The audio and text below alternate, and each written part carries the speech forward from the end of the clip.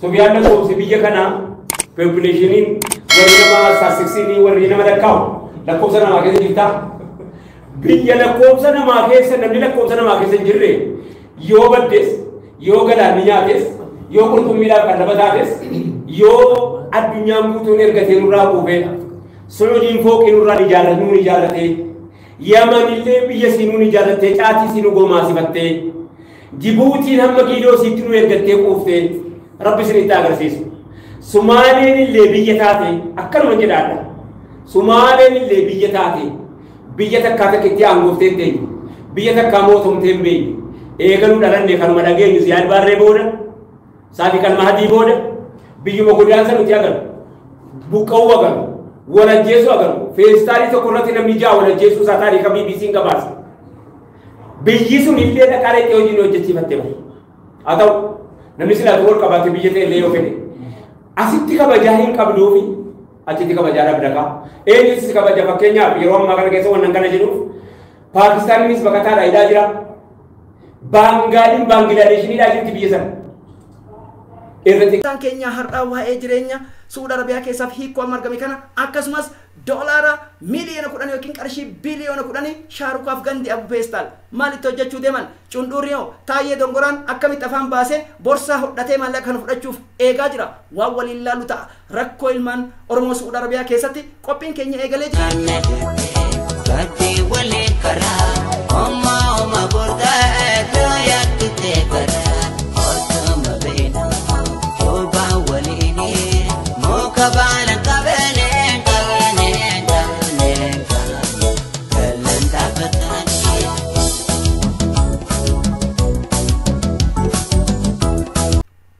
Akkam jirta abbee nagaa jirta kam ilma sabaa ana abiyyi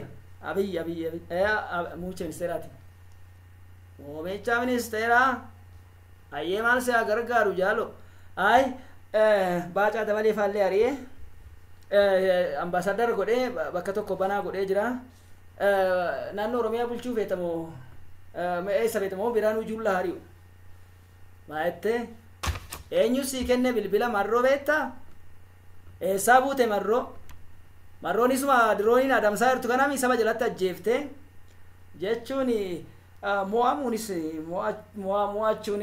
waan jiruufi koloneel gammachuu faallee hiikuufi jechuun zinnaash wajjiin dubbadhaa jira yoo isin wanna jettani Oromiyaa barbaaddamoo maali barbaaddan wanni guddaan amma warri soddaa kiyyaa kanallee sodaachaa jiru yaa saba waaqoo guutu waan nuun jedhe akkasumas waan baarootumsaa nuun jedhe no waraana bilisummaa Oromootu hiikkata jettee adde taanaan baddeen taabbee ana booddee bilbila marroo irratti bilbiluun dhoowwaadha. Hayyee daawwattoota keenya qabsoon bilisummaa Oromoo yoomillee hiikkachuu hin barbaaddu jechuudha. Marroolleen deebii kana deebiseef Abiyyi fallis santu seera waan taateef sana Hello. Darma gadi samari dalotas. Sarra. Saudi Arabia ittisa Roro tinjira. Okay, ittisa Roro aye ittisa Roro miseensa qabsoo bilisummaa Oromoo mooraa qabsoo bilisummaa Oromoo duraanii jaala qabsoo miseensa waboo aye duraan dursa hayyoota kenna sheekota akkasuma abbootiin amantaa ijoollee Saudi Arabiyaa keessatti rakkina waggaa irraa gara waggaa lamaatti deemuun isaan kana furmaata barbaaduuf yeroon jalaa barfatullee hin hafne itti enturan malee irraa nafne dhufaniira galanni Waalaikum salaam wa rahmatullahi wa barakatuh eessarraayi Beirut irraayi ayyee Beirut irraayi ayyee warra Beirut baga nagaan dhuftan maal dhaamsa qabdame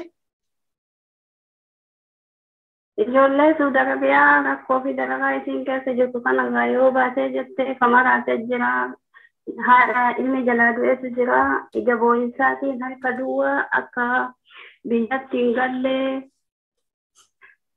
biyyi Oromoo uummanni Oromoo warri biyya jiru haadha ilmi jalaa du'eetu rakkoo keessaa uffatee deemus tuffii kennaa kanarraan akka arganii nutti hin kolfine akka uummanni Oromoo bira dhaabatee fuula ifaadhaan gammachuudhaan Oromummaa inni calaqqisiisaa biyyatti galan uummanni Oromoo jaalalaaf kabajaan akka bira nu dhaabatanii jira. Ayyee Beeruutirraa dhaamsa biraa maal qabda? Dhaamsa biraa maal qabda? Waa'ee amma shira karaa qabsoo nagayaa jechuun Taayyee Dongoraa fa'aatti feestaalii fi waan adda addaa shaantaa dullachaa qarshii 60 kan bitadhaa hodhadhaati kanaan birrii rabsitan jedhanii kanarraa qeerroon imaanaa hin nyaanne akkasumas warri qabsoo karaa nagaadhee biyya burjaajeessuu deemu kun waan fedhaniin haa qabsaa'an ni deeggarraa tarii jettanii akka Beeruutitti qabsoo waraana bilisummaa Oromoo qofatti hin bu'ini dhaamsi isin qabdan maali? Laa kana yoo humaa ofii burjaajessan malee ilmaan Oromoo tokkotti isaa fi isaaniif burjaaja'u hin jiru namni waadaa nyaatanii kaduraanillee nyaatan namni waadaa ijoollee kaleessa lafa haacaa fa'aa namni gumaa isaanii nyaatee jedhanii jiru jedha ilmaan Oromoo keessatti namni kanatti seenuu hin jira jedhe yoo gowwoomee baay'ee baafate jedhe rakkataa kanaan haa qarqaabu yoo qalbii qabaate badii irraa oolchuu fi jedha akka mataa. Mana adda addaa kan jechuudha hawaasni keenya beekne jira akkasumas jechuudha Dr. Jeelaan Kadiirfaa isaa ta'uuti. Sheikh Jamal Ali fi Jilli achi deeman kan qeessota keenyas warra luba amantii jechuudha naannoo san deemanii hawaasa naannoo Saudi Arabiyaa jiru kanatu sirriitti beekaa namoota hidhaa dhaabbii jirantu jira shamarran mindaa dhabantu jira kan mana dallaalaa jirantu jira kanaafuu furmaata akkamitti jettanii kanoo akkamitti iyyaafachuu qaban akkamitti nama achiitiin qunnamuu qaban mee kana dhaamsa maalii qabdu? Jirran sirra guddaan keenya warra Saudi Arabiyaa keessa jiru rakkataa jirra. Maaliif mana madaamii keessa ni rakkannaa mana dallaalaatti ni rakkannaa irra guddaan amma namaa hidhaa dhaabbii san jiru jira dhugaadhaa hidhamaa jirra sanilleen akka kabajaa arkannee deemsa keenyaas karaa nagayaatiin arkannee warri mana hidhaa keessa jirullee nagaan biyya warri alatti hafalleen akka nagaa hin jiru. Hello. Ayyee. Hello. Salaamu alaikum. Wa alaikum salaam wa rahmatullahi wa barakatuh. Ayyooyya jaalguma bas maamila keenya ayyee. Jirra jirtu akkam jirtan fayyaa keessanii? Jirra hayee caatii fi maal dhaamtaa maal qabattee dhufte? Ayyee wanti qabadhee dhufe wanta amma deemaa jiru kan ijoollee Saudi Arabiyaatii fi hayyoonni keenya yookaan abbootiin amantaa caayaan hayyoota keenyaa gara Saa'udiitti imalanii waa'ee hidhamtoota keenyaa dubbatan kan raayii dubbachuu barbaada. Ayyee. Kanaaf ijoolleen keenya kan Saudi Arabiyaatti hidhamanii jiran kun miidhama guddaa qabu sammuun isaanii miidhamee jira. Ayyee. Ijoollee keenya kan miidhaman kanaaf uummanni Oromoollee ijoolleen keenya yoo gabban uffata ofirraa hin qabanii lukaa caammaa hin qabanii sammuun isaanii miidhamee jira qaamni isaanii miidhamee jira bututanii jiranii. Ayyee. Kanaaf ijoollee keenya kana yoo asii gabbaan taate uummanni Oromoo ijoollee kanaaf hirmaatanii ijoolleen kun akka sammuun isaanii miidhamne gaafa biyya keessatti gabbu'an cinaa akka dhaabbatan asumaan dhaamsa dabarsuu barbaada. Ayyee dhaggeeffataa keenya naa obsi dhaggeeffataa keenya kan biraa naa obsi jaalgumaa basitti fufi ayyee gabaabsi yaada kee bilbila biraatu toroo irra jira ayyee. Ayyee ijoolleen keenya qeerroon biyya keessa jiranii fi warroonni biyya bulchaa jirra jedhan kunis ijoollee kana cinaa dhaabbatanii ijoolleen kun akka sammuun isaan miidhamne akka godhan asumaan dhaamsa dabarsaa. Kanatti aansee wanti mootummaan kun hojjetaa jiru doolaara biyya ormaa irraa itti ergamee karaa nagaatiin akka hiikamu wallolli biyya keessa jiru karaa nagaatiin akka hiikamu jedhee itti ergame inni immoo qeerroo biyya keessaatiin bitatee gara waraana adda bilisummaa Oromoo balleessuuf garasitti imalaa jira waan ta'eef waraanni adda bilisummaa Oromoo har'as borus hin baduus hin danda'u warri waan akkasiitiin gowwoomu yoo jiraate akka dhaamsa kiyyaatti ani ka dabarsuuf hin gowwoomina waraanni adda bilisummaa Oromoo gaafa 1,000 yookaan 2,000 jiruuyyuu hin banne har'a gaafa 100 lakkaa'amu yookaan 1,000 lakkaa'amu balleessuun hin danda'amu. Gowwummaan akkasii akka isin hin seenne akka gowwummaa akkasiitiin kararraa maqne jechuu barbaada. Horaa bulaa carraa argadhe itti deebi'aa bilbilli na deebise. Waalaikum assalam warahmatullahi wabarakatuh. Eessarraa? Saudi Arabiyaa. Ayyee Saudi Arabiyaa irraa dhaamsi ati barbaaddu ayyee dhaamsa maalii qabda maaliin nu dhufte? Duraan dursee abbootii amantaa kan kutaa Oromiyaa irraa gara magaalaa Saawud Arabiyaa dhufan hedduu galatoomaa isiniin ja'a galanni keessan bilisummaa ta'u jechaani. Akkasuma hidhamtoota Saawud Arabiyaa keessatti magaalaa Alkarjii fi akkasuma Jiddaa, Shumeysii, Riyaad bakka adda addaatti hidhamanii jiran hundi isaanii kan bakka hin taane hidhamanii jiran akka hidhaa kanarraa wal fakkaatanii nuuf hiikamanii osoo amantaa fi kutaa fi waan adda addaatiin addaan hin qoonne uummanni keenya Oromoos ta'ee Amaaras ta'ee nu Itoophiyaadha jedhanii waan nu hidhaniif hidhamtoonni kun harka tokkoon bahuu qabanii yookaan tokko hiikamee tokko hafuu hin qabu. Kanaafuu akka sirri irra hojjetan akkasumallee warroota biyya kana keessa waraqaa seeraas qaban hin qabaannes karaa seeraatiin mirgi isaanii eegamuu fi qaba. Hacuuccaa kana jalaa bahuu qabanis akkasuma kana carraa kanatti fayyadamee galateeffachuu barbaadu keessattuu Ustaaz Raayyaa fi Jamaal Aliyyi galatoomaa jedhan galanni keessan jazaa keessa rabbiin jaayina taane isinii haa kafalluun jedha. Ayyee daawwattoota keenya ammas qophiin hello biyyoota garaagaraa keessa imala jireenya baqattummaa keessatti yeroo adda addaa caayaa Oromoo TV fi jaarmiyaan gaaddisa marii dhaloota garee bilisummaa Oromoo qophiiwwan adda addaa qopheessuudhaan anis hidhamaa Su'uudiiti jechuun kan as gahe jechuudha. Waaqni waan toltuu nu dhageessina akkasumas ammoo furmaata laatina jenna. Kana bira darbanitti qarreef qeerroon Oromoodha qabsaa'onni Oromoodha bira darbanii dubbii Abiyoo kaasee yookiin ammoo warri Abu Peestal ittiin deemaa jiru kanarratti fi keessattuu ammas haala amma dhageenyeen jechuudha. Biyyoota akka hidhaa Alkarjii kanneen kana dabalatanii fi hidhaa dhaabbiillee jirra warrummaan hidhaminillee hidhaa dhaabbii jirra. Kanaaf furmaanni keenya maali jechuudhaan egaa qeerroon ammaa tunis kan Su'uud Arabiyaa irraa bilbilte akkasumas jaalli keenyas jechuudha iddoo isaa himachuu baatus guma baasis jechuudha dirree qabsootti na fakkaatee bilbilee kanaan wal qabsiiseeti qarshii biliyoona 10 Abiyoo kaasee sharafatee warra Abu Peestaaliif taayee dongoratti kennu deemnu san ijoolleen tuni faana duwwaa jirti qaamaan qalbii isaanii cabee jira. Daa'imman hedduutu irraa dhume dubartiin keenya hedduu miidhamtee jirti. Aadaaf safuu keessa baasaniiti jiran kana wal qabsee warra biyya keessas itti qophaa'uu qaba. Akkasumas hayyoonni alas warri kaleessa akka miidiyaa Nuural Al-Hudaaf kan kana fakkaata warri qeerroon Oromoodha kana goote. Kanaaf ammoo shamarran kunniin irra caalatti fi ilmaan Oromoo Saawud Arabiyaa 300 ol hidhamanii biyyoota garaagaraa keessatti hidhaman waan waraana bilisummaa Oromootiif kanatanii diraamaan kun kana tarii dhamaatii isaaniillee jechuun Ustaaz Raayyaa Abbaa Maccaa galateeffatanii Sheekh Jamaal Aliyyiitis ta'ee warroonni akka Sheekh Amiin Ibrootii fi hedduun isaanii warri dhama'aa jiran haga jila Jeelaan Kadiiriin bahutti jechuudha. Nutis galatoomaa jennaani ammas bilbilatu Raay maqaa kee himuun hin barbaachisu eessarraay? Saawud Arabiyaa irraatti. Saawud Arabiyaa irraa hayyee anaa dhufu bileettii Oromoo maali yaadni keemee dhimma kanarratti? Hayyee galatoomaa wanti jechuu barbaadu hidhamtoota Saawud Arabiyaa akkuma obboleeyyan kiyya jedhan rabbi nagaan nuuf haa baasu.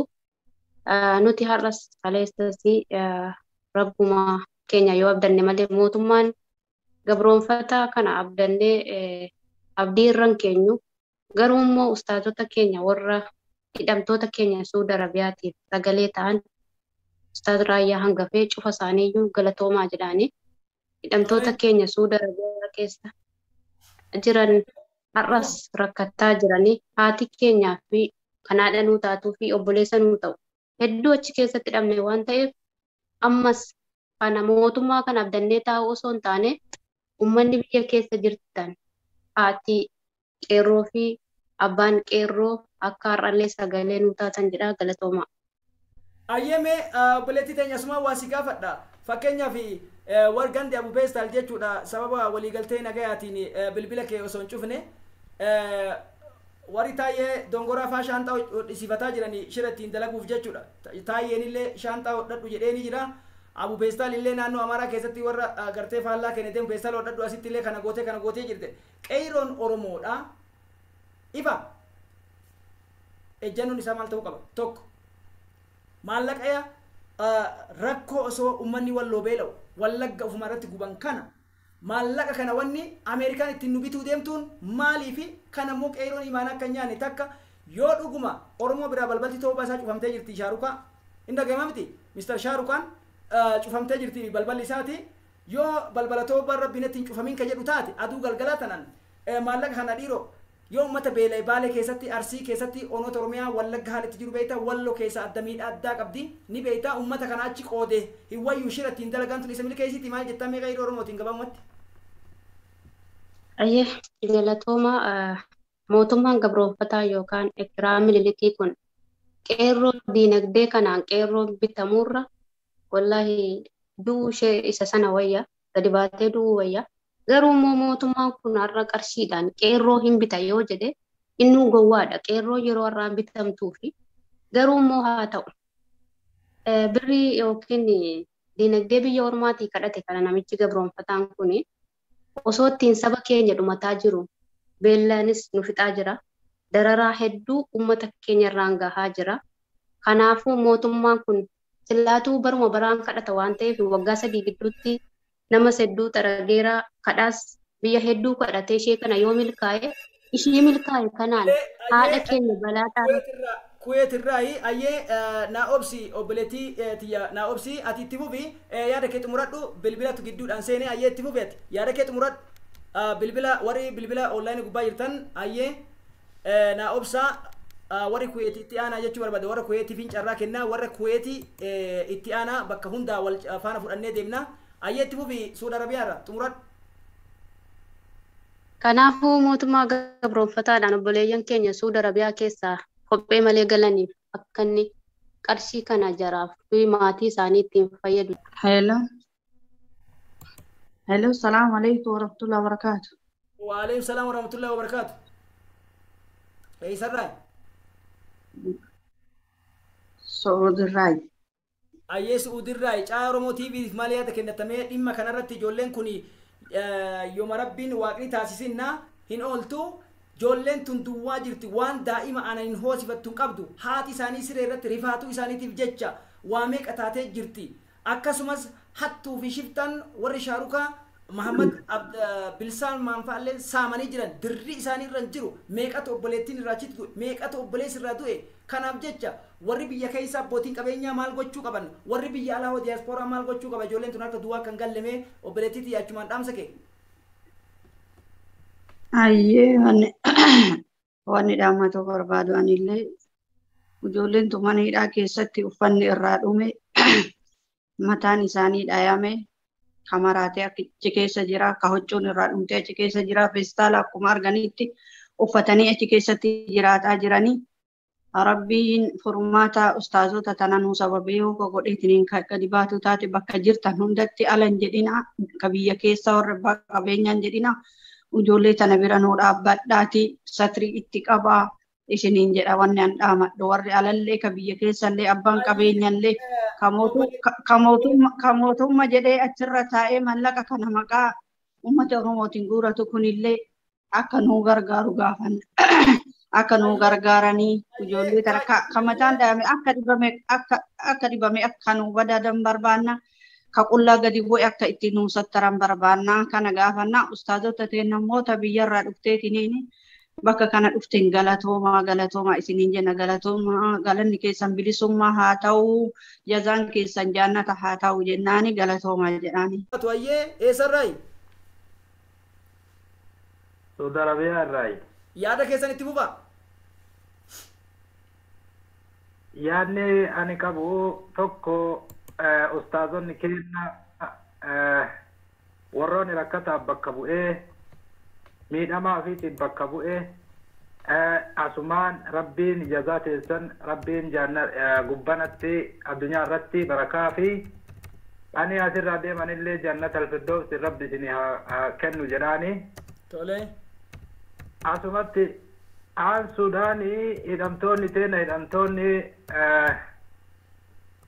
Suudi Arabiyaa keessatti nuti waan biraa hin taane dalagachuudhaaf jecha yakka tokko kan qabne hidhamanii Tole. haadhaa fi daa'imni wal biratti du'an. Tole. Nuti abbaa dhabnee daa'ima dhabnee jaarsa dhabnee wanni kana nu godhe mootummaa gabroonfata mootummaa dhabuudhaan ummanni keenya dararamanii sadarkaa hanganaa gahanii amma nuti mootummaa yoo jenne mootummaa hin qabnu mootummaa kanama ajjeesu malee kanamaaf yaadu ka ilma lammii namaatiif yaadu ka waan hin qabneef jecha ummanni keenya yoo ka hadda uffata hin qabne ka jireenya hin qabne ka lafeen kaatee biyyatti galaa jirtu ummanni keenya abbaan qabeenyaa qeerroon bahanii ummata keenya ka mana yaalaa isa barbaachisu mana yaalaa akka nuu geessan namni keenya hundi isaa fayyaa hin qabu nama waggaa meeqa waggaa lamaa fi mana hidhaa san keessatti balaataa irratti hidhamee sadarkaa har'aa kana ga'e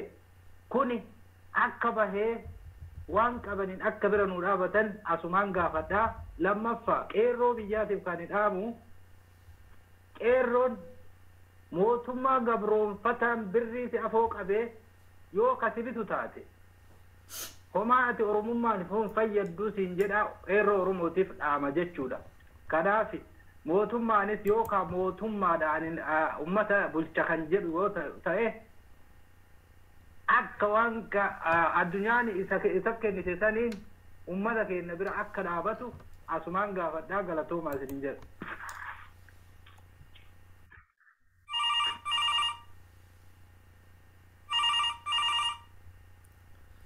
Ayyee namni banatte achumaan itti fufi maqaa keen dha'uu jedhee jira. Ayyee namni banattan itti fufa.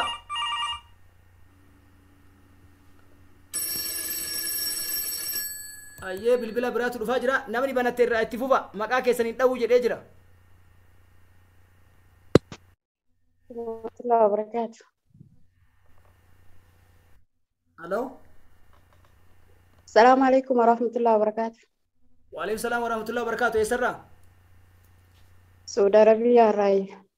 Ayyee Saudi Arabiyaa irraa yaanni ati kennatu maaltu jira mee haala amma furmaata deemaa jiru kanaani furmaata kanaan ijoolleen tun ammallee harkuma duwwaa dhadhawattee kophee duwwaa galuu qabdi. Wanti kun yoo katamu taate achi keessatti waa'ee kana dhaamu irratti namoonni fakkeenyaaf amma jechuudha mana hidhaa dhaabbiillee jirantu jira. Ijoollee mindaan argatiintu jira. Shamarran kun achi keessatti warra bul. Halo. Assalamualaikum warahmatullahi wabarakatuh. Waalaikumsalam warahmatullahi wabarakatuh. Eessarraa? Saudi Arabiyaa irraa. Ayyee Saudi Arabiyaa irraa yaanni ati kennatu maaltu jira mee haala amma furmaata deemaa jiru kanaani furmaata kanaan ijoolleen tun ammallee harkuma duwwaa dhadhawattee kophee duwwaa galuu qabdi. Wanti kun yoo katamu taate achi keessatti waa'ee kana dhaamu irratti namoonni fakkeenyaaf amma jechuudha mana hidhaa dhaabbiillee jirantu jira. Ijoollee mindaan argatiintu jira. Shamarran kun achi keessatti warra bultii sirnaan horatanii seeraan horatanii achi keessatti dahantu jira. Ka daa'imni achi keessatti irraa du'ee jira. Ka haati ergaa san dhageettee jechuudha haati siree irratti duuteetu jira biyya keessa jechuudha. Ijoolleen tun sammuudhaan nagaa argatti. Hawaasni Oromoo biyya keessa kan biyya alaa maal gochuu qaban? Shaarukaan ammoo taayee dongoraa faan shaantaa hodhadhaa jedhee jira. Ameerikaan waan ukennite kanaan shira dala inaaf deema. Qeeroon bilisummaa Oromoo kanarraa hoo dhaamsa yoo qabaatte kanallee dhumarratti caalaa si kenna daqiiqaa takkatti fayyadame ayyee itti fufi dhaggeeffataa keenya. Ayya galatoomaa ani immoo dhaamsi ummata keenyaaf qabu istaazota keenya kan dhufaniif galanni isaanii jeenatu firdoosi naa ta'u jazaa isaanii rabbi jeenatan isaanii haa kafalu. Anis hidha Masuudii keessaa isa tokko. Ijoolleen keenya yoo kan nu bayan taate warroonni hidhaa hin jirres jechuudha. Warroonni dalagaa dhabanii qabeenyi isaanii irraa saamamanii mirgi namaa sarbame jedhes akka mirga nuuf kabajanii biyya keenyatti kabajaadhaan galluuf wanni dhufneef riskii barbaaduuf malee biyya gandaa saamuuf nu ka du'e abbaa hin qabnu odoo mootummaa qabaanne guma ni kafalanna abbaa qabaanne guma akka du'e namni nu kafalu hin jiru rabbii nu haa kafalu.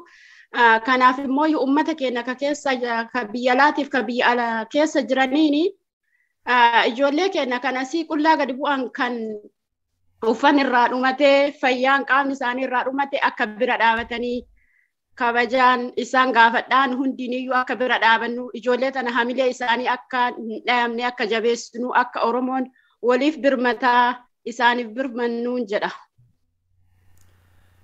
Ayyee galatoomi dhaggeeffattuu keenya dhimma waa'ee hidhamtoota Saudi Arabiyaa irratti yaada nuu kenniteef haala ustaazonni keenyattiin deemanii yaada nuu kenniteef maqaa daawwattoota Caayaa Oromoo TVtiin. Aloo assalaamu alaikum warahmatullahi wabarakatuh. Waalaikum salaam warahmatullahi wabarakatuh. Eessarraa? Saudi Arabiyaa irraa. Ayyee yaada kee itti fufi.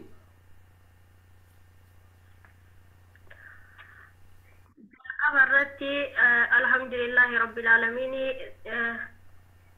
sagalee ta'uudhaaf isiniin jalqaba isiniin hangafee miidiyaa jaarmiyaa gaaddisa marii dhalootaatiin hangafee miidiyaaleen Oromoon qabdu hundi sagalee obboleewwan kennaa mana hidhaa Saudi Arabiyaa garaagaraa keessa rakkataa turanii fi akkasuma hayyoonni kennaa abbooliin amantaa hundi isaanii walii galanii yaada kana yaadanii gara Saudi Arabiyaa magaalaa Riyaad imaluu fi imalli isaaniif haa milkaa'u galatoomaa jedhaani.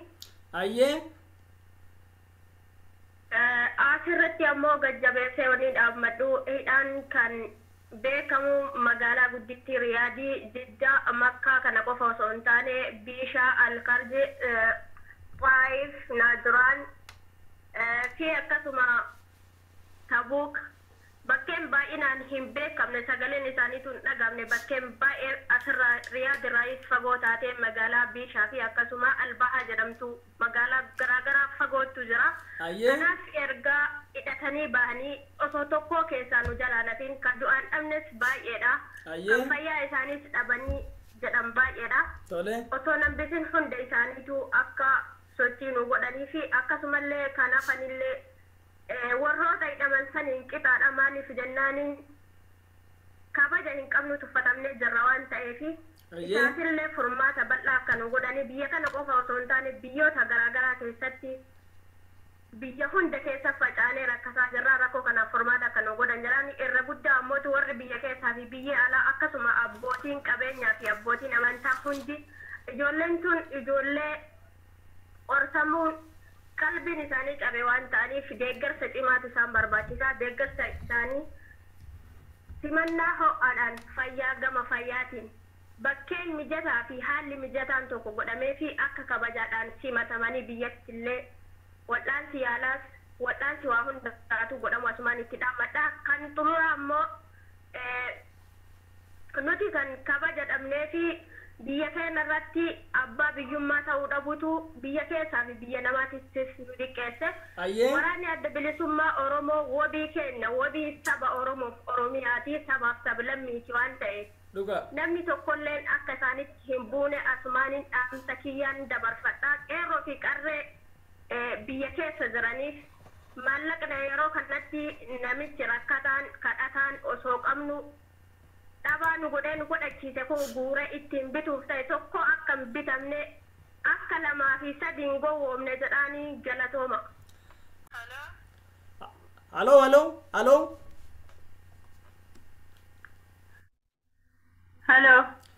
Ayyee haloo si dhaga'u jira.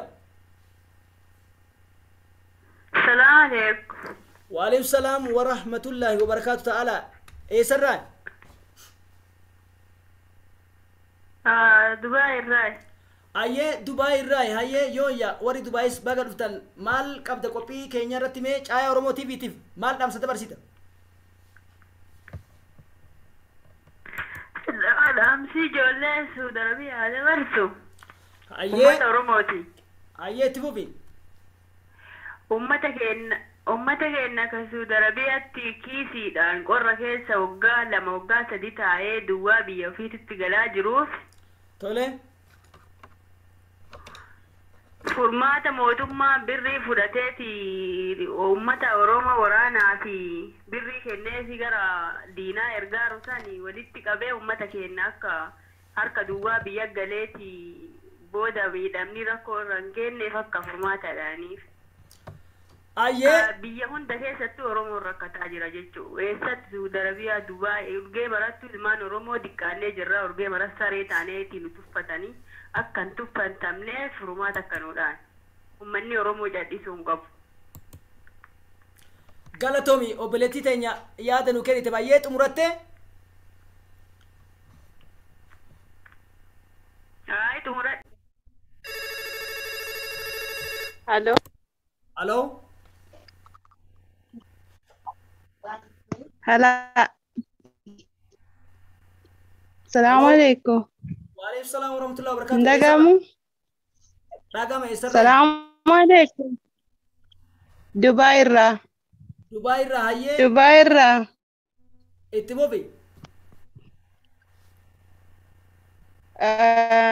akkasumas yaada uummata keenya ka biyya Saudi Arabiyaa keessatti dararamanii miidhamanii yeroo ammaa kana nuuf galaa jiranii fi nuti gammachuudha alhamdulillahi.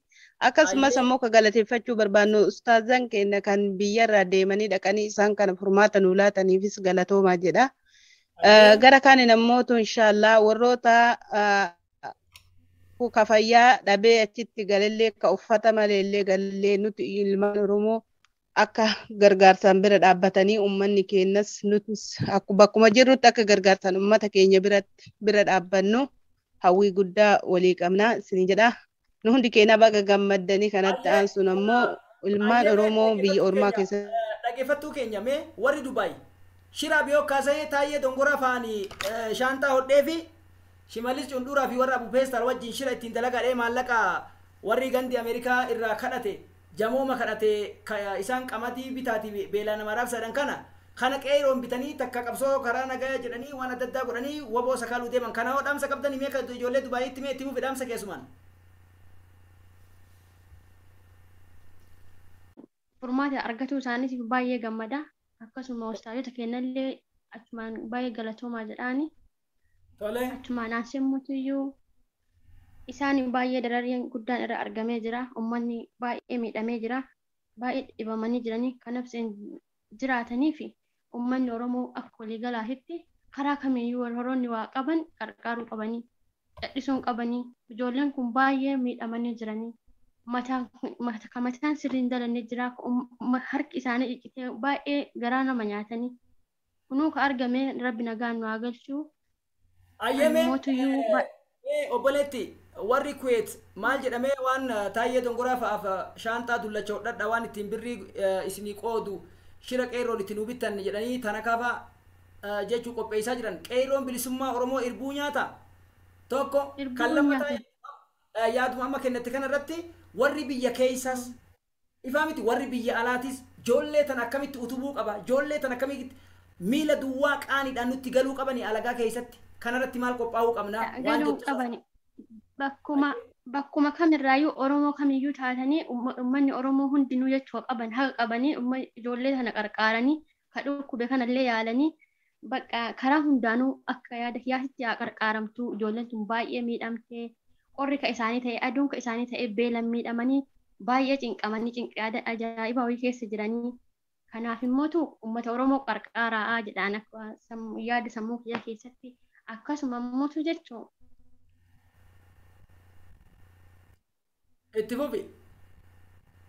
Akkasuma immootu jechuudha. Birri isaan argatanii amma itti gammadanii shira xaxuuf deeman kana hanga danda'ameen osoo akka namni muluun yaadutti namni isaan yaadanii garuu uummata Oromoo keenya Baaleen keessatti yoo rakkoon irra gahaa jiru bakka bakkatti Boorana keessatti isaaniin nu qarqaaranii jedha akka yaada kiyya. Ayyee qeeroon ittiin bitama qeeroo ittiin bituuf deeman hoo qeeroon Oromoo irbuu nyaata maallaqa jecha qabsoo Oromoo ittiin hin gurgurannu maallaqa jecha qabsoo keenya mootu maallaqa ittiin amannu nu. Qeeroo Oromollee kana gadi bu'iinsan sirriitti beekanii nuti qarree fi qeeroo Oromoo hundi ulmaan Oromoo hundinuyyuu birritti hin amannu. Kanaaf shira isaan xaxan kana hundaafuu ifaa jedha. Halloo itti fufaa. Salaam alaikum. Waalaikum salaam wa rahmatullahi. Akkam jirtan nagaa qabdanii?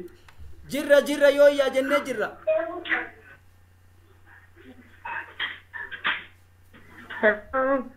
In dhagama itti fufaa.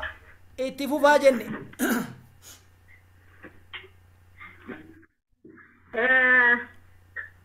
Isiniif dhagamaa miti? Itti fufaan dhageenya istiidiyoo irraa isin dhagaa jirra itti fufaa. Duraan dursee gartee ulamaa'ii sheekotii islaamaatii fi kiristaanaa hordofan kan ijoollee Saudi Arabiyaatiif dhaabbatanii haala gartee ijoollee Saudi Arabiyaatuun falatti argattu rabbiin isaan haa gammachuu ta'e rabban kana rabbi haa kennuu hedduun gammachiisanii akkamatti rabbiin gartee umrii isaanii keessa barakaa rabbi haa haa'u halammadaa wanni yaada dabarfachuu barbaadu warreen gartee lafee Oromiyaatiif lafaa fi lafee Oromiyaatiif lafee duddaa ta'e biyya isaanii boorsanii biyya isaanii bareechanii rakkataa isaaniitii fi dadhabaa isaanii akkasumatti gargaaruu turan waa hedduu keessatti ijoolleen Saudi Arabiyaa hangaha qabsoo ilmaan Oromooti. Kanaafuu ijoolleen tun akka rakkattee rakkoo tana keessatti warra isaanitti hin galleen dhaammadhaa namoonni gartee waa qabanii fi hayyoonni keenyas warreen miidiyaa garaagaraa hordofanis garbaanii yaada dabarfatanii ijoollee tana akka gartee kabajaa jaalalaan biyyatti galchanii dabarfatan. Kan lammataa immoo mootummaan Itoophiyaa qabeenya gartee addunyaarraa argachaa jiru kana akka rakkataa kanaan gargaaru bakka rakkataa kanaan akka gargaaru qabeenyi biyya teenyaaf hin taane nuti mootummaan gamtaa addunyaadhaan mootummaa Itoophiyaa gumaachuun waan nu fayyadu qabsiiroon biyya keessattis akka lafaa fi lafee biyya isaaniitiin uguramanii rakkataa isaanii kana kan walloo kadhawamaa jiru kan barbadaayaa jiru wallagga kan barbadaayaa jiru akkasuma gartee boorana arsii keessa rakkoo adda addaa jirtu oromiyaan kutaan fudhata akka rakkoo waan qabdu rakkoo kana furmaata akka rakkata bitee hin barbaanne nan dabarfadhu kanumaa warra gartee asirra dhaamsanuu dabarsaa jirtanis hedduu galatoomaa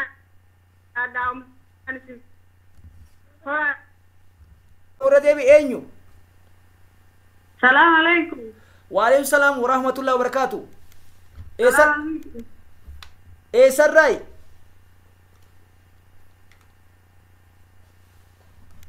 Eessarraay itti fufi? Beeruutirraayi. Ayyee Beeruutirraa itti fufi mee maaltu jira? Si kennine carraan keeti? Ustaazota kenna warroota hidhama Saudi Arabiyaa hidhamtoota Saudi Arabiyaa nu baasuuf deeman galanni keessan bilisummaa haa ta'u jennaani. Tole. Isaan illee rabbiin itti keessa qilleensa addunyaatti gadi baasee rabbiin nagaa warra isaaniitti haa galchu. Ayyee. Waannan isaanii achuma keessaa nu ba'uudha jennaa irra guddoo ijoolleen keessan beeknu iyyuu tama mana hidhaa jirre manuma keessattuu bilbila irraa guuratanii hidhaa jirtutu jira. Jara sanillee akka sagalee nuu taatan jechuu barbaannaa sumaanii. Akkasii jara rabbi nagaa nuuf haa galchuu isiniin jedhaa. Hello. Jarnaa gaaddisa marii dhalootaas. Eessarraa? Eessarraa? Saudi Arabiyaa ittisaa roorrootti jedhama. Okay, ittisaa roorroo ayyee ittisaa roorroo miseensa qabsoo bilisummaa Oromoo mooraa qabsoo bilisummaa Oromoo duraanii jaala qabsoo miseensa waboo ayyee. Ayyee duraan dursa hayyoota kenna sheekota akkasuma abbootiin amantaa ijoollee Saudi Arabiyaa keessatti rakkina waggaa irraa gara waggaa lamaatti deemuun isaan kanaaf furmaata barbaaduuf yeroon jalaa barfatullee hin hafne itti hin turan malee irraa hafne dhufaniira galanni isaanii guddaadha. Egaa kana jedhee guutumaan guututti yeroo ammaa kanatti haala biyyattiin yookaan jilli kun ittiin deemaa jiru yoo dhageenyu waan takka qalbii nu gammachiise gammachuun tun gammachuu dhugaa nu haa taatu jedha. Eega gammachuun kun dhugaa taatee maaltu nu barbaachisa maaltu nu eeggata ijoolleen kun ijoollee qora qalbiin isaanii cabee ijoollee qorraa fi dheebuun aduun miidhamanii isaan kanarratti maal hojjechuu qabna akka sabaatittis akka namaatittis isaan kunniin yeroo qabanii yeroo jiran akka namaatitti nama keenya kan rakkate bira dhaabbachaa turanii har'a isaanuu nama gargaaramu ta'anii mul'atanii nama gargaaramu ta'anii isaanii mul'ate kana akkamitti bira dhaabbannaa akkamitti oolmaa isaanii deebisnaa fi kanaaf ilmaannan Oromoo kan biyya keessaa kan biyyoota adda addaa irra jirtan carraan ilmaan Saudi Arabiyaa irratti mudate kun hunda keessan akka mudateetitti of qabuun yoo rabbi dhugaa godhee kan hiikaman ta'e baay'ee illee gammannee hafarsuu miti maaliif yoo jenne wannooleen kijibdu waan kijibdoota sanniini waan hin beeyneef wanni isaan hojjetaniif shiraafis yookaan waan adda addaatiif waan kana hojjechuu danda'an waan ta'eef nuti kan gammannu gaafa isaan hidhaa sanirraa hiikamanii dhugaan gara biyya isaanii galanii jedhan gammachuun keenya guddaan gaafsan. Ayyeme ittisa halo carraa kanatti sitti fayyadama neetworkiin keenyas baay'ee wanta dhame waa'ee taayee dongoraafaa peestaalee fi waan adda addaa hodhatanii qabsoo karaa nagaa jechuun qabsoo waraana keenyaa danquu irratti Mr. Shaarukaan fi warri gandii Abu Peestaal kun ammoo ittiin gartee qeeroo irratti shira dalaguuf maallaqa gartee kadhaan dhufte sana gartee kanaan gochuu deeman kana qeeroon takkaa gumaan nyaanne namni qabsoo hidhannoo otiin dhufe nama ija kennaan dhufe jechaa jira Oromoon isinoo maal jettamee akka jechuudha miseensota jila waboo ganamaa kan Suudi Arabiyaatti. Ayyee ulfaadha kuni maal isiniif fakkaate lammachi harree jedhe lammachi harree harreedhumaa waa keessa hin jiru ba'aa baata kanaaf ba'aa itti kennan baatee yaadeemu malee qeerroon ganama akka qeerrootitti ganamarraa kaatee hanga ammaatitti roorroodhaaf harka hin kennine akkasuma warroota dhugaan saba isaatiif amanamee deemu waan ta'eef qarshii fi wantoota adda addaatiin goyyoomsuu hin dandeenye ammas qeerroon wanti beekuu qabdu qeerroo jechi jettu waan guddoodha maqaan kee baduu hin qabu warroonni birrii feestaaliin fe'anii deeman isaanummaanuu feestaaliidha feestaala jechuun isa bubbeelleen wantummaan argee raasuu waan ta'eef isaannan kunniin warroota dhaabbatan qabnee gurran kenninaaf hin jedha walumaa galaan sabni Oromoo gama qabsootitti yoo deebine qabsoo nagayaatii fi qabsoo hidhannooti qabsoo lamaan kanatu jira amma kan nu baasu yeroo kanatti qabsoo nagayaa yaallee ture sirritti badadamee ture garuu qabsoon nagayaa nuuf nagaa ta'ee nutti mul'anne ilmaan Oromoo nyaachaa ture waan ta'e amma bannus jiraannus kan nu baasu qabsoo hidhannoo qofa Oromoof qeerroon biyya keessaaf alaas kan irratti cichee hojjechuu qabu hidhatuu fi hidhachiisuu qofa kanaaf kan hidhate hiikkatuu miti kan hidhani kan hin hidhatin hidhachiisuudhaan jedhaa kanaaf qeerroo jabaadhaa bari'uu kaate gaafa bariitu dukkana hammaata akka jedhan san kanaaf warroonni amma hayyoota teenna hayyoota walakkaa yaatanii walakkaa hambisan kun maal fedhan Oromoo adda qooduu barbaadan nuti qalbii isaanii oli qabnu kan itti fayyadamuu qabna warroonni gowwoonni nu gowwoomsuuf deeman nuti ammoo isaan gowwoomsuu qabna maaliif qoqqooddaa isaan fidanii kaan baasnee kun haa taa'u jedhan kun yoo yaasan wal bira nu gadi yaasu yoo yaasanii wal bira nu yaasanii argamanus harka isaanitti kennuu dhabu maaliif jarri saree fi jarri amanamtu. Ayyee dhaggeeffata biraana obsi ayyee ummanni Oromoo dhaggeeffata biraana obsi ayyee itti bufa xumuradhaa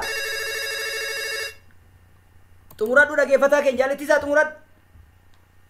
xumuradhu ayyee ummanni Oromoo wanti beekuu qabu ilmaan Oromoo kan kaabaa kibbaa tokkummaa weellisaan keenya gameessi no'oo goobanaa nuuf dhaanee deemisan hojiitti jijjiiru tokkummaa duraanis faarsaa turre tokkummaa duriisi tokkummaa dhugaa tokkummaa cichoominaa san tokkummaa walirra du'uu san tokkummaa dabarsinee wal kennuu dhabuu san uumachuu qabnaa kanaaf ilmaan Oromoo qophaayaa qabsoo hidhannoo qofa nu baasa bakkee jirtanii isin jedha galatooma horaa bulaa.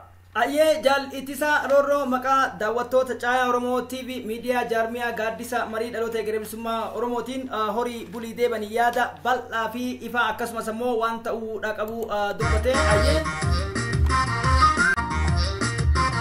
ayyee biyyoota adda addaa irra teessanii kan nu hordofaa jirtan hundi keessanii jechuudha daawwattoonni caayaa Oromoo TV dha dhimma haala qabatamaa yeroo kan Suudi Arabiyaa irratti jechuudha rakkoowwan gurguddoo dhidhima lubbuu hedduu galaafate akkasumas kan akka sabatti illee nu xiqqeesse keessaa ilmaan Oromoo biyyoota Suudi Arabiyaati.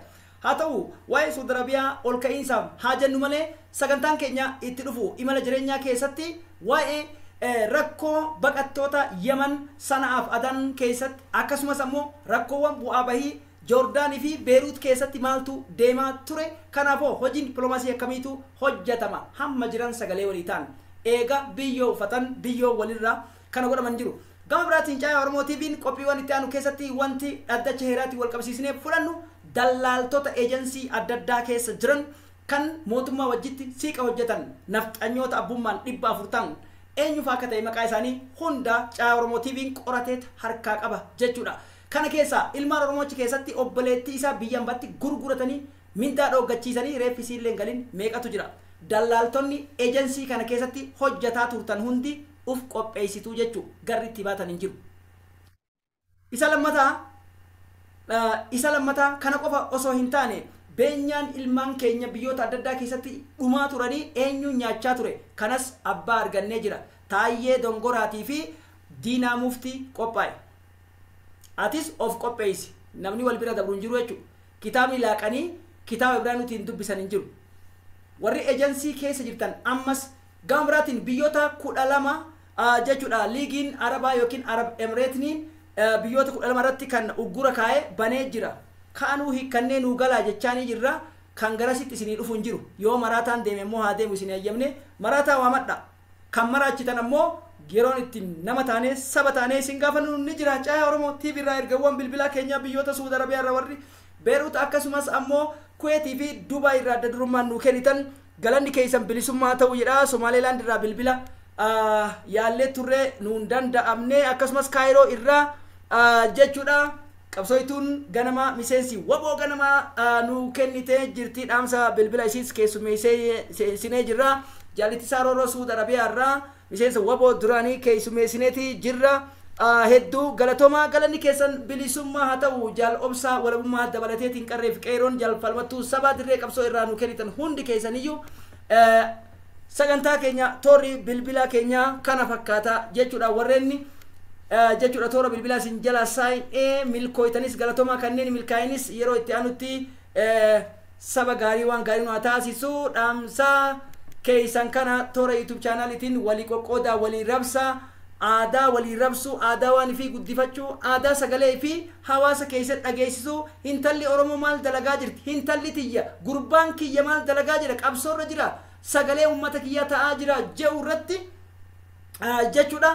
Dhaamsa kana dandeetti beekumsaaf gumaachaarra saba keessa wajjin taasisaa jirtan uummata keessanii hiraa jechuun ammoo kadhaa miti. Kun sabboonummaadha waan taateef horaa bulaa deebanaa qophiin keenya kan hello imala jireenya imala jiruu fi baqattummaa yookiin imala jiruuf jireenya kutaan shanaffaan kana fakkaata. Torbe ammoo eejensiiwwan Itoophiyaa keessatti ilmaan Oromoo dadarqeessuun mootummaa wajjin hojjetan eenyufa Beeruut irratti maqaa isaanii bilbila isaanii wajjin Caayaa Oromoo TV'n saaxiluu deema. Warra Oomaan gubbatti intala Oromoo dararanii ammas manneen Suudi Arabiyaa keessatti dallaaltota maqaa Oromootiin Araba wajjin hojjechuudhaan dalagaa jiran namoota 14 Caayaa Oromoo TV'n saaxiluu itti fufa. Kanaaf warri ammoo shira akkasii dalaytan intala Oromoo mana dallaalaa keessite dhiira Arabaa itti waamuu deemtu takka takkaan sirra geenye jira. Takalee isaa siin dhibnu tanas irraa ufqusatta jechuu barbaannaa. Caayaa Oromoo TV'n miidiyaa keessa miidiyaa jaarmiyaa gaaddisa marii dhaloota egeree bilisummaa Oromoo jaarmiyaa gaaddisa marii dhaloota egeree bilisummaa Oromoo toora adda addaatiin nu iyyaafadha. YouTube chaanaalii keenya Orombeek Entertainment jalattis miseensa keessan ta'uu barbaadan nutti koottaa hayyee alla magan anaa dhufu jenna. Toora Facebook keenya gaaddisa marii akkasumas ammoo kan galgala kana wajjin mari'achaa turre jilli hayyoota gaaddisa marii dhaloota egeree bilisummaa Oromoo galateeffatan hedduu ulfaadhaa galatooma. Toora Tiwutaraatiinis nu barbaadu ni dandeettan isinin jechuu barbaanna. Jaarmiyaa dambalii humna qeerroo bilisummaa Oromootii fi jaarmiyaalee waraana bilisummaa Oromoo eessayyuu haa jiraatan qixa sirriitiin konya ayyaantuu daga burruisoo boruu akkasumas humna furgaatu urjii lolaaf kan kana fakkaatan jalatti akka sabaatti ijaarama. Sunis keenya waan ta'eef horaa bulaa deebanaa an qopheessan Soofumar Gadaati Bariisoo Waabee jechuudha. Ogeessaa teeknikaa keenya nu faana ture. Qopheessitoonni sagantaa kanas dhageeffattoonnis hundi keessan hamahamtuun isin argin furmaata jedhame rabbi nu agarsiisu. Halo anaa biyyi anaa baru no waraana bilisummaa Oromootiin kan dhufte dhageesse volkaanoo ibiddaa kan karaa mata haraa jiru sanii fi akkasumas kan affaar jiru san achi mataan seentaa jechuu. Waraanni keenya daranu kan jiru ganaatti dabalachuu deemaa jechuu. Kanaan hin dhufina qabsoo karaa nagaa geggeessan sunis nu barbaachifte achiin tufa waan barbaadan isin gargaarra. Siyaasaan taate tumsaan taate waraana keenya maqaan dhayina hagammaa bareeda jirtan.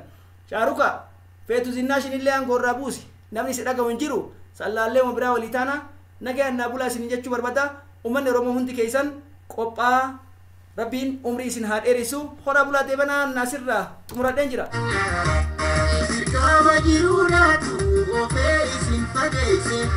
Caa Oromoo TV miidiyaa keessa miidiyaa jaarmiyaa gaaddisa marii dhaloota garee bilisummaa Oromoo jaarmiyaa gaaddisa marii dhaloota garee bilisummaa Oromoo toora adda addaatiin nu iyyaafadha.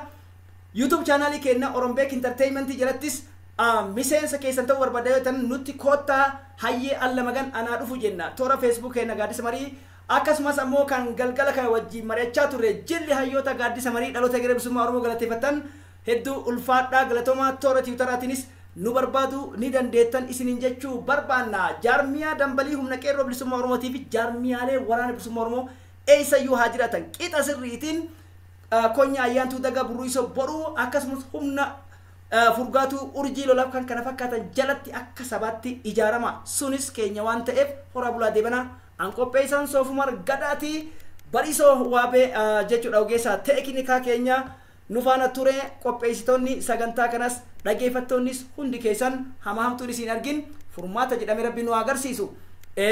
Halo anaa biyyi ana baru no waraana bilisummaa Oromootiin kan dhufte dhageesse volkaanoo ibiddaa kan karaa mata haraa jiru sanii fi akkasumas kan affaar jiru san achi mataan seentaa jechuu waraanni keenya daranu kan jiru ganaatti dabalachuu deemaa jechuu kanaan hin dhufina qabsoo karaa nagaa geggeessan sunis nu barbaachiftattiin tufa waan barbaadan isin gargaarra siyaasaan taate tumsaan taate waraana keenya maqaan dhayina hagammaa bareeda jirtan shaaruka feetu zinnaashin illee aangoorraa buusi namni si dhagahu hin jiru sallaallee biraa walii taana nagaan naa bulaa isin jechuu barbaada ummanni Oromoo hundi keessan qophaa rabbiin umrii isin haa dheerisu horaa bulaa deebanaa naasirraa xumuradheen.